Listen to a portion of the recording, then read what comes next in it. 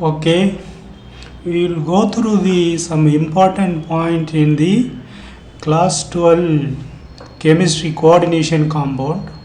Before going through the chapter, you should know what is the oxidation number, how to find the oxidation number.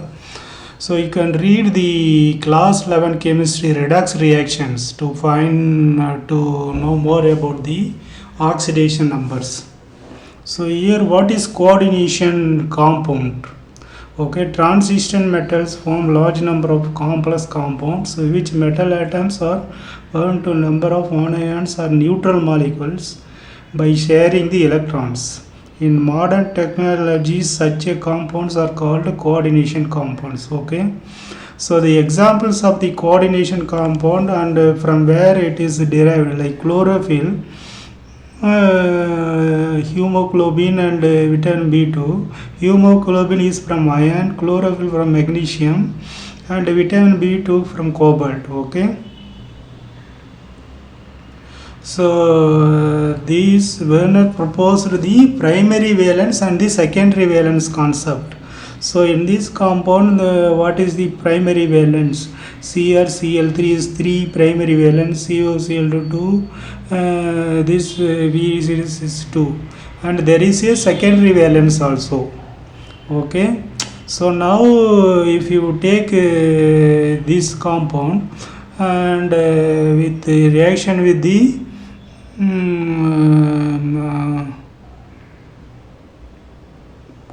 excess of the silver nitrate solution. Okay, so it reaction with the silver nitrate, it gives 3 moles. How 3 moles come? Okay, now you have to read this rule. 6 groups of all chloride ions or ammonia ions are both. So here you see total of 9. Okay, so 9 minus 6, so 3 moles of AgCl formed. Okay, so here total 8 minus 6, because 5 plus 3, so 8 minus 6, so 2 moles of AgCl formed. Like that you have to compute. So here total is 7 minus 6, here also these two having the same formula. Okay, where the atoms within the square bracket form a single entity which does not dissociate under the reaction. Okay, so here if you see, this is a single entity which does not dissociate during the reaction, but this is the ionizable things, the outside the bracket. Okay, the secondary valence is 6 in all the thing here. Okay, 6 here, 5 plus 1 6 immediately here. Okay,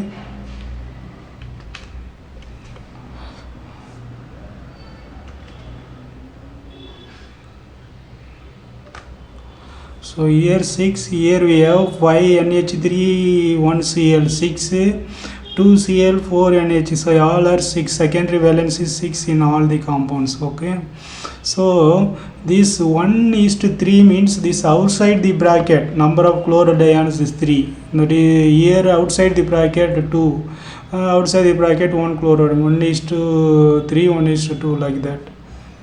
Okay, note that the last two compounds are having the same identical empirical formula but different properties. Such a compound, they are isomers. Okay, so now the primary valences are normally ionizable things. So the secondary valence are non-ionizable. Okay, the secondary valence is equal to the coordination number of the fixed for the metal. So here coordination number is 6 in all the compounds. See here 6 NH3, 5 NH3 plus 1 Cl6, all are 6. So secondary valence is 6 in this. Okay, so these, there is a counter ion. This outside the bracket, the Cl ions are called counter ions. Here 3 Cl ions, counter ions, 2 Cl ions, 1 Cl. Okay, this is the counter ions. Called the octahedral. These are all 6 ligands are there, so octahedral. Here 4 ligands, they are tetrahedral and square planar.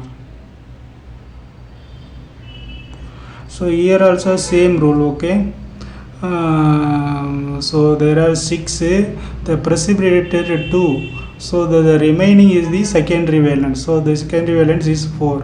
So here precipitate 2 moles precipitated and totally 8 are there, so secondary valence will be 6 here. Okay, that is 6. Similarly here 6 minus 0, again 6.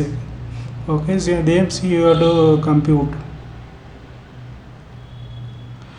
Double salt and complex ions.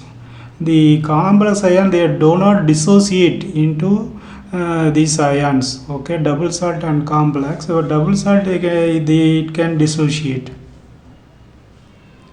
completely into simple ions completely when dissolved in water. This is the scientist who proposed these primary valence, secondary valence. So here what is coordination entity? So in this compound, the examples of this coordination entity NiCO4, these things are the examples of the coordination entity, which has one central ion and ligands. So in this coordination entity, what is this central atom? Ni is the central atom here, and cobalt is the central atom here, iron is the central atom here. Okay, they are also called the Lewis acids.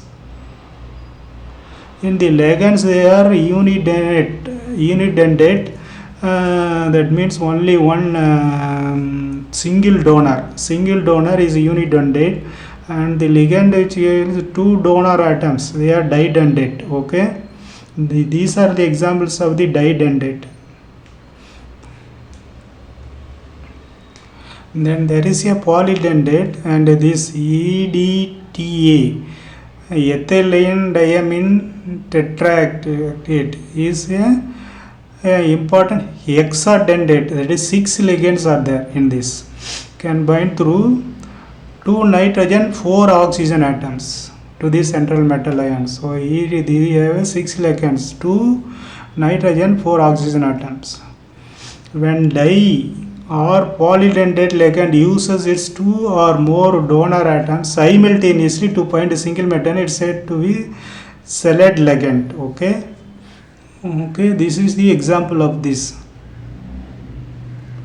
The number of such a is called the denticity. Denticity means how many donor atoms in a single ligand. This forms a more stable than similar complex containing unidentate ligands. Ligand which has 2 different donor atoms and either of the 2 is complex is called ambidentate. This is ambidentate. Nitro and thiocyanate, they are ambidentate.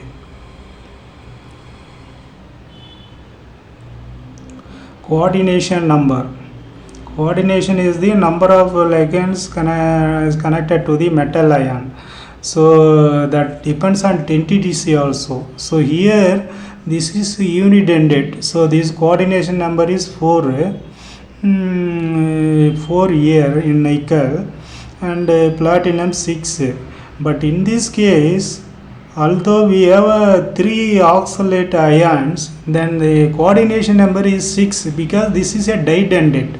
Okay, C2O4 is a didentate, so the ligand. So you have to multiply this 3 with 2. You will get the coordination number of 6. So that is important here. C2O4 is a didentate. Coordination of the central metal is determined by the only by the number of sigma bonds formed by the ligand with the central metal ion.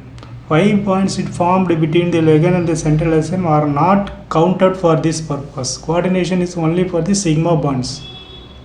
So this is this coordination sphere. You can understand what is the difference between the coordination sphere and the entity.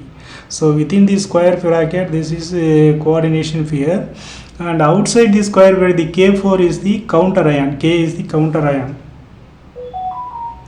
See the coordination, polyhedron, these things you can go through it. Example is a square plan. What is the structure? All the things they are given. This is the octahedral, tetrahedral, square planar, trigonal, biplanar, square planar. So you have to also understand why there are dots, why there are solid lines and bold lines. Okay, this oxidation number of the central atom. So you can go through the what is the oxidation number. So in this, the oxidation number of copper in this is +1, because the cyanide is -1 oxidation number Cn. Cu -4 equal to -3, C equal to +1. Okay, within the bracket they are writing the oxidation number Cu within the bracket 1. Homoleptic and heteroleptic complexes which a metal is bound to only one kind of donor groups. Example, this is only one kind, they are called homoleptic. Complexes in which metal is bound to more than one kind of donor groups is called heteroleptic. So here we have NH3 and Cl2, two ligands are there.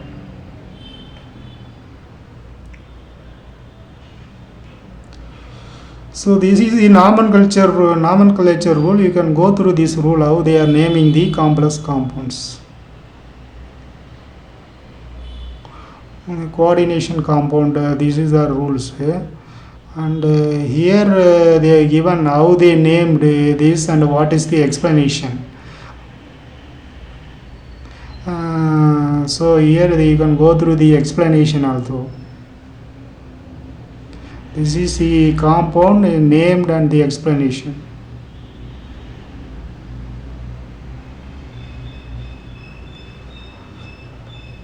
What is isomer?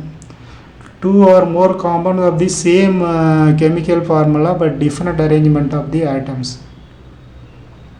So this is a cis and trans isomers. Cis and trans isomers. Cis, the chloride ions on the one side, trans isomer they are in the opposite sides.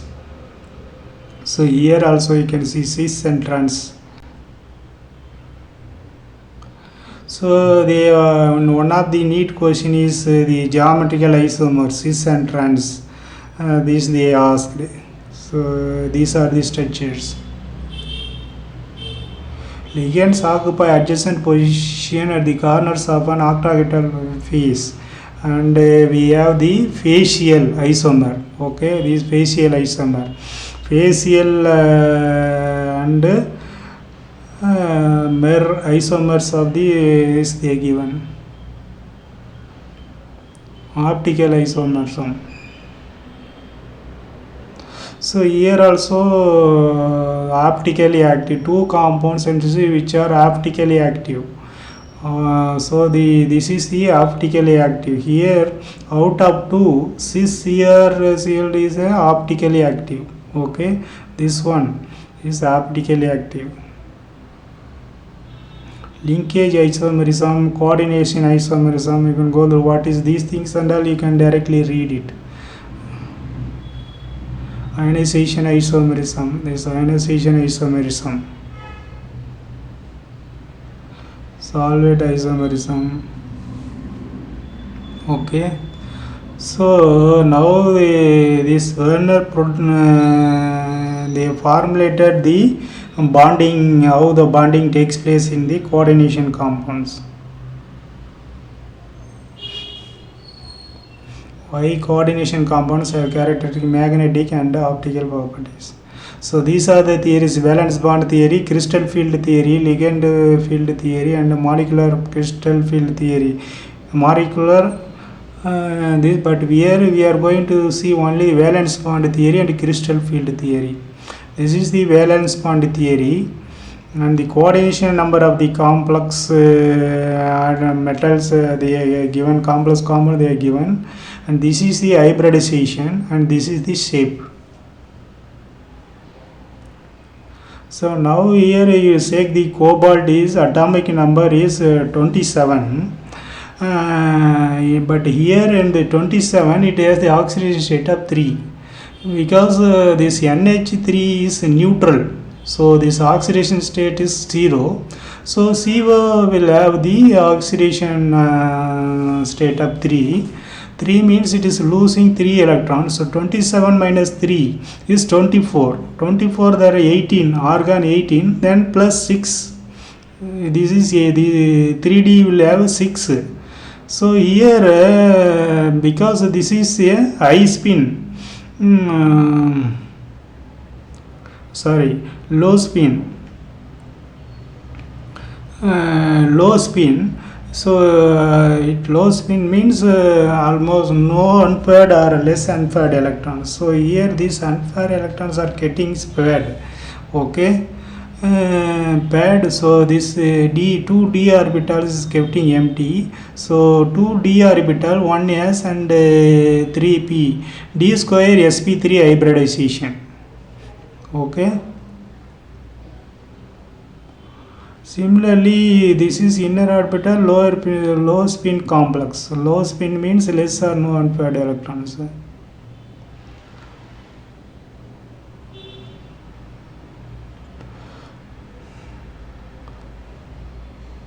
But here you see COF6 here this is outer orbital high spin. High spin means more unpaired electrons. So here you see whenever electron get paired, then spin will be reduced. So here a lot of unpaired electrons, so high spin. This is a spin quantum number. Okay, high spin, more unpaired electrons. So COF6, that is the difference between CONH36 and COF6. Here outer orbital high spin complex is paramagnetic. Because of more unpaired electrons are there, it is paramagnetic. Now nickel 28 is the atomic number. Its oxidation state is 2. So now only 26 electrons. So 18 plus 8. So there are 8 electrons in the last 3d orbital. So because this is a high spin means unpaired electrons will be there, it is not getting paired. So the hybridization is sp3. So 1s and 4p, 3p orbitals. Because of the unpaired, it is paramagnetic. Okay. Similarly, NiCO is a tetrahedral, but it is a diamagnetic since nickel is in the zero oxidation state. Okay, here CO is 0. There is a zero oxidation, so nickel will have a zero oxidation state. Zero oxidation, there will be 28 electrons. So here only 26. So 28 means here also 2 electrons will come. So there is no unpaired electrons. That is why diamagnetic.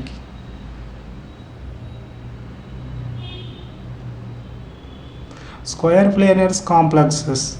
So this is nickel ion. So here low spin.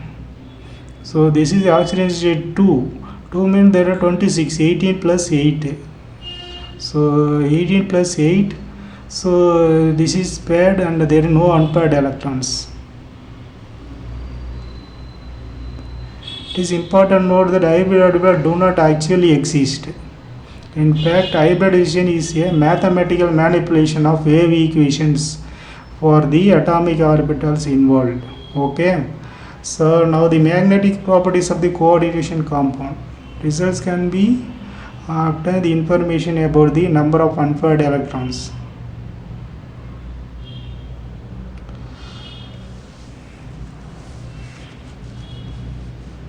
So now here you see the coordination number is 4 because there are 4 Br ligands connected to the Mn. So limitations of the valence bond theory, because it does not explain the color behavior. Quantitative interpretation of magnetic data it is not explaining. It does not distinguish between the weak and strong ligand. That is the main thing. Color, weak and strong ligand, quantity magnet, and these are the other limitations. So that is why crystal field theory is proposed, arising purely from the electrostatic interaction between the metal ion and the ligands. Ligands are treated as point charges in crystal field theory. Crystal field splitting on the d orbitals. Okay. In octagonal coordination into 6 ligands. Octagonal means 6 ligands. So here d orbitals, 5d orbital named as dx square minus y square dz square and dxy dyz txz. Okay, these are the 5 d orbitals. Okay, that is it into the 2 energy levels. Okay, 3 orbitals of the lower energy, that is T2G, and the 2 orbitals of the higher energy EG, T2G and EG sets, that is for the octahedral. See, this is EG and this is T2G. These are the energy difference between these 2 levels. Okay, energy separation is denoted by the delta O for the octahedral. Okay, here delta O for the octahedral. So this is the order of the fields and crystal fields fitting. This is the less strength iodine and the strong is CO. Okay, carbonyl. So less is iodine, strong strong ligands is CO.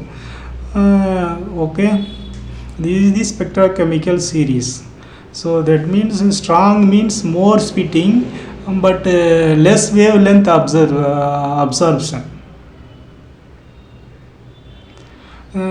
Suppose P is the pairing energy. When the delta P less than P, the no pairing will takes place. That is weak ligands, weak no pairing. So weak field ligands and high spin complexes. No pairing means more unpaired electrons, so high spin, and it is a weak ligand. But if delta 0 is greater than the pairing energy, then pairing of electron takes place. Then these strong field ligands, but low spin. Low spin means less unpaired electrons. Less or no unpaired electrons. Weak and strong field ligands. Strong field ligands allow pairing. Okay. So now for the tetrahedral, so in octahedral delta O, tetrahedral delta T. This is the relation between tetrahedral and octahedral. Delta T ki 4 by main into delta O. Okay, in D splitting, that is ulta. Okay, here dx square minus y square d square. Here see, here this subscript G is not used here. Okay, here you see E T2, but here you see T2G EG. So in tetrahedral, that subscript G is not used. Okay, that is important. So here where the center of the symmetry, since tetrahedral complexes lack symmetry, G subscript is not used in the energy levels. So this is the color. It means some of the visible spectrum is being removed from the white light and passes through the sample. See, the color of the complex is complementary for which it is observed. So when light falls on the metal, some of the color is observed. So but what we see is the leftover color. The color we see from the eye is the leftover color. Color generated from the wavelength of the leftover. So this is the observed color, and this is the color what we see from the our eyes. Okay, this is the coordination entity what we see, color of the coordination entity. This is the observed and observed. See, is a violet in color. So these are the ground state and excited state energy levels. Okay. See, in the absence of the ligand, crystal field splitting won't take place, and its substance is colorless. So it is important to note that the absence of the ligand, crystal field splitting does not occur, and hence the substance is colorless. Okay. So only in case CFT takes place, then it gets the color. See, anhydrous CSO4 is white, but anhydrous, when you add H2O, then it will become a color. It attains the color, blue in color. Presence of the ligand makes to generate color. If the dye-ended ethene 1,2 diamine is progressively added. So when you progressively add this dye-ended, so how the color changes they are given.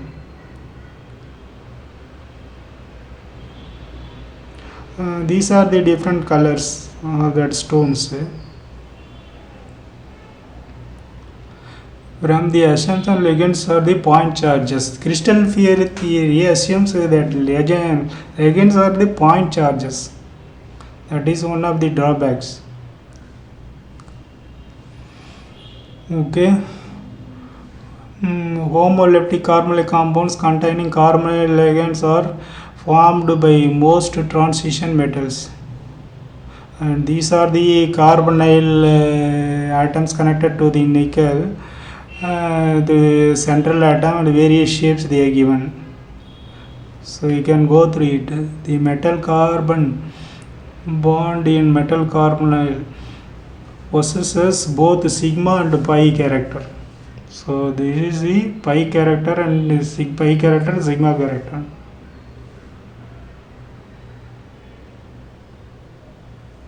So they are given from where vitamin B12 is obtained, from where chlorophyll is obtained. You can go through this.